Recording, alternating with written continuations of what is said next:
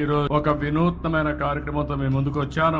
నేను ఇక్కడ రెండు విధాలుగా మీరు చూస్తే, ఒకటి బంగారు కుటుంబాలు ఇప్పుడే కలెక్టర్ గారు చెప్పారు, దగ్గర దగ్గర 41 మంది ఈ గ్రామంలో అందరికంటే తక్కువ ఆదాయం వచ్చే కుటుంబాలు. అంటే ఇవంతా కూడా 20 లక్షల కుటుంబాలని రాష్ట్రంలో ఎంపిక చేశాం. మీ ఊర్లో 41 చేశాం. అదే సమయంలో నేను ఆలోచించిన విధానం అట్టడుగు నుండే 20%, పై నుండే 10%. ఈ రోజు ఇక్కడ కూర్చున్న వాళ్ళు కొంతమంది మార్గదర్శకులు ఉన్నారు. ఇప్పుడే మనోజ్ గారు అయితే అక్కడికి వచ్చినప్పుడు చూశాను. ఈ రోజు వీళ్ళందరూ కూడా ఇక్కడ కూడా ఒక 5 మంది వచ్చారు. వీళ్ళకి సమాజం ఒక అవకాశం ఇచ్చింది, అందిపుచ్చుకున్నారు. ఈ రోజు పారిశ్రామికవేత్తలుగా లేకుంటే మెరుగైన జీవన ప్రమాణాలతో ముందుకు పోయే పరిస్థితికి వచ్చారు. నేను ఒకప్పుడు జన్మభూమి పిలిపించాను, మీరందరూ స్పందించారు. ప్రపంచంలో ఉండే వాళ్ళందరూ వచ్చి జన్మభూమి పిలుస్తుంది రా, కదిలి రా అంటే గ్రామానికి వచ్చి ఎన్నో కార్యక్రమాలు చేశారు. స్కూల్ బిల్డింగ్లు కట్టారు, రోడ్లు వేశారు, శ్మశానాలు కట్టించారు, అనేక కార్యక్రమాలు చేశారు. ఈ రోజు నేను ఇచ్చే పిలుపు, ఎవరైతే సమాజంలో ఆర్థికంగా పైకొచ్చారో,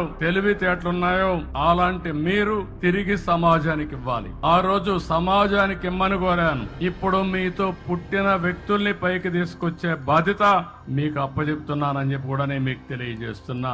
ఆర్థిక సంస్కరణలు వచ్చాయి. నేనే దీనికి కూడా ఆ రోజు భారతదేశంలో పివి నరసింహరావు గారు ఆర్థిక సంస్కరణలు తీసుకొస్తే సెకండ్ జనరేషన్ రిఫార్మ్స్ కి నేనే శ్రీకారం చుట్టాను. ఈ రోజు మీరు చూస్తే బ్రహ్మాండమైన రోడ్లు వచ్చాయి. ఒకప్పుడు హైదరాబాద్ విజయవాడ రోడ్డు చూసేవాళ్ళం. ఈ రోజు బాగా రోడ్డు ఉందంటే దానికి కారణం పీపీపీ విధానం.